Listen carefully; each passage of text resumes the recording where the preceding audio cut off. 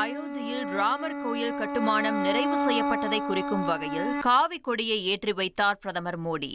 கடந்த ஆண்டு ராமர் கோயிலின் பிராண பிரதிஷ்டை நடைபெற்ற நிலையில் அதனைத் தொடர்ந்து தற்போது கொடியேற்றும் நிகழ்வு நடைபெற்றது. கொடியேற்ற நிகழ்வு என்பது கோயிலின் கட்டுமானம் முழுமையாக நிறைவு பெறுவதை குறிக்கிறது. முன்னதாக அயோத்தி வீதியில் நடைபெற்ற சாலை பேரணியில் பிரதமர் மோடி பங்கேற்றார். கொடியேற்ற விழாவுக்காக திரளானோர் பக்தி பரவசத்துடன் ஒன்று கூடினர். கொடியேற்றத்திற்கு முன்பாக பிரதமர் மோடி மற்றும் RSS தலைவர் மோகன் பகவத் ஆகியோர் கோயிலில் பிரார்த்தனை செய்தனர். மேலும் மாதா அன்னபூர்ணா கோயில் உள்ளிட்ட 7 ஆலயங்களில் சிறப்பு வழிபாடு நடத்தினர். தொடர்ந்து அயோத்தி ராமர் கோயிலில் பிரதமர் மோடியும் மோகன் பகவத்தும் காவி கொடியை ஏற்றினர். உத்தரப்பிரதேச முதல்வர் யோகி ஆதித்யநாத்தும் உடன் இருந்தார். 10 அடி உயரமும் 20 அடி நீளமும் கொண்ட இக்கொடி ராமரின் புத்திசாலித்தனத்தையும் வீரத்தையும் குறிக்கும் பிரகாசமான சூரியனின் உருவத்தை தாங்கி நிற்கிறது. அதில் கோவிதார மரத்தின் உருவத்துடன் ஓம் என பொறிக்கப்பட்டுள்ளது. பாரம்பரிய வட இந்திய நாகரா கட்டிடக்கலை பாணியில் கட்டப்பட்ட ராமர் கோயிலில் சிகரத்தின் மேல் கொடி உயரும்போது பக்தர்கள் மகிழ்ச்சி வெள்ளத்தில் ஆழ்ந்தனர். கரூர் துயர சம்பவத்தில் சதி நடந்துள்ளது. குற்றம் செய்தவர்கள் CBI அலுவலகத்தை கூட சுற்றி கொண்டிருக்கலாம் என்று தமிழக வெற்றிக் கழக இணை பொதுச் செயலாளர் நிர்மல்குமார் தெரிவித்துள்ளார். கரூரில் CBI விசாரணைக்கு பின் செய்தியாளர்களை சந்தித்த அவர் இந்த துயர சம்பவம் தொடர்பான ஆதாரங்களை சமர்ப்பித்து யார் யார் மீது சந்தேகம் உள்ளது என்பது குறித்தும் CBI அதிகாரிகளிடம் தெரிவித்துள்ளதாக குறிப்பிட்டார். எங்களுடைய ஒரே குறிக்கோள், ஒரே எண்ணம், இந்த சதி செயலில், இந்த 41 மரணத்தில் சம்பந்தப்பட்ட குற்றவாளிகள் அனைவரும் தண்டிக்கப்பட வேண்டும் என்றுதான் எங்களுடைய ஒரே எண்ணம். ஸோ இந்த சதி செயலில் ஈடுபட்ட குற்றவாளிகள் இந்த இடத்துல சுற்றி கொண்டு இருக்கலாம், பக்கத்திலே இருக்கலாம், இங்கேயே சுற்றி கொண்டு இருக்கலாம்.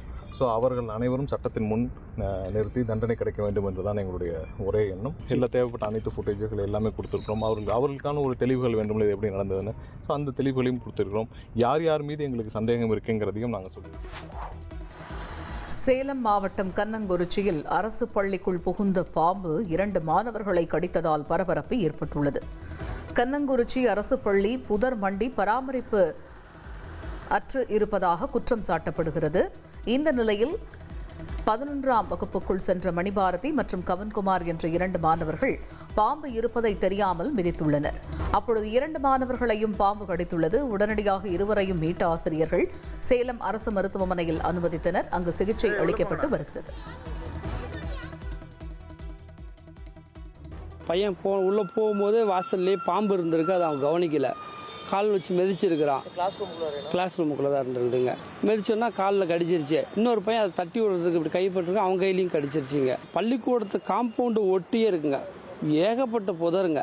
அது பூரா தண்ணி நிற்கிதுங்க. ஸ்கூல்லையும் போய் கேட்டுங்க, இல்லைங்க இது வரைக்கும் இந்த மாதிரி நடந்தது இல்லை, பட் இன்றைக்கி வந்துருச்சு, அது இனி வராமல் பார்த்துக்கிறோன்னு அவங்களும் சொல்லியிருக்காங்க.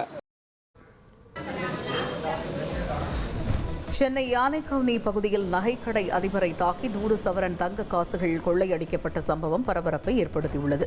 அப்பகுதியில் உள்ள நகைக்கடைக்கு நகை வாங்குவது போல் வந்த மர்ம நபர்கள் கடையின் உரிமையாளரை தாக்கி பெல்ட்டால் கட்டி போட்டு கொள்ளை சம்பவத்தை அரங்கேற்றியுள்ளனர். கொள்ளையர்கள் வட மாநிலத்தைச் சேர்ந்தவர்களாக இருக்கலாம் என்று சந்தேகித்துள்ள போலீசார் CCTV காட்சிகளை ஆய்வு செய்து விசாரணை நடத்தி வருகின்றனர்.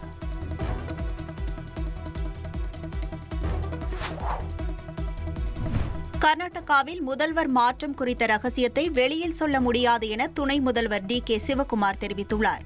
கர்நாடகாவில் காங்கிரஸ் கட்சி ஆட்சி அமைத்து 2.5 ஆண்டுகள் முடிந்துள்ள நிலையில் முதல்வர் மாற்றம் என்ற சர்ச்சை தலை தூக்கியுள்ளது. இந்த நிலையில் பெங்களூரு தெற்கு மாவட்டத்தில் கனகபுராவில் செய்தியாளர்களை சந்தித்த DK சிவகுமார் முதல்வர் மாற்ற விவகாரம் என்பது 5-6 பேருக்கு மட்டுமே தெரிந்த ரகசியம் என்றும் அதை தன்னால் வெளியில் கூற முடியாது என்றும் தெரிவித்தார்.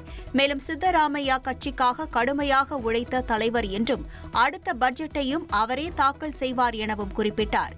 இப்பொழுது 2028 மற்றும் 2029 தேர்தல்களில் வெற்றி பெறுவதே இலக்கு என குறிப்பிட்ட சிவகுமார் அதற்காக ஒன்றிணைந்து பணியாற்ற வேண்டும் என தெரிவித்தார். ரஷ்யாவின் கருங்கடல் துறைமுகமான நோவோரோஸ்கில் உள்ள குடியிருப்பு கட்டிடங்கள் மீது யுக்ரைன் ட்ரோன் தாக்குதல் நடத்தியது. இதில் 4 பேர் காயமடைந்ததாக தெரிவிக்கப்பட்டுள்ளது. ரஷ்ய தலைநகர் மாஸ்கோவுக்கு அருகே மின் உற்பத்தி நிலையத்தின் மீது யுக்ரைன் தாக்குதல் நடத்திய நிலையில் மாஸ்கோவிற்கு செல்லும் வழியில் 10 ட்ரோன்களை ரஷ்ய வான் பாதுகாப்பு படை சுட்டு வீழ்த்தியதாக ரஷ்ய பாதுகாப்பு அமைச்சகம் தெரிவித்துள்ளது.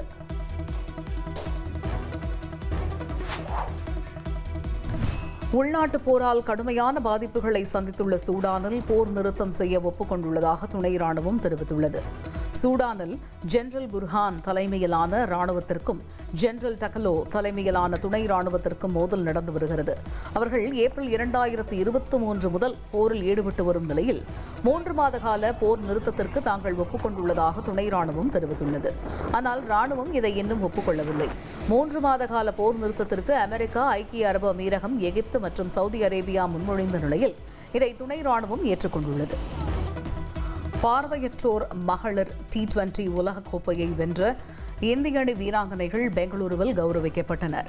கர்நாடக மாநில பாஜக தலைவர் விஜயேந்திரா, பாஜக MP PC மோகன் உள்ளிட்டோர் இந்திய வீராங்கனைகளுக்கு தேநீர் விருந்து அளித்தனர். மகளிர் அணியின் வெற்றி இந்தியாவிற்கு பெருமை என்றும் அவர்கள் தெரிவித்தனர். திருவண்ணாமலையில் கார்த்திகை தீப திருவிழாவின் 2ஆம் நாள் நிகழ்வில் தங்க சூரிய பிரபை வாகனங்களில் விநாயகர் மற்றும் சந்திரசேகரர் எழுந்தருளிய மாட வீதி உலா நடைபெற்றது. இதில் ஆயிரக்கணக்கான பக்தர்கள் கலந்து கொண்டு சுவாமி தரிசனம் செய்தனர். இனி செல்லும் இடமெல்லாம் செய்தி.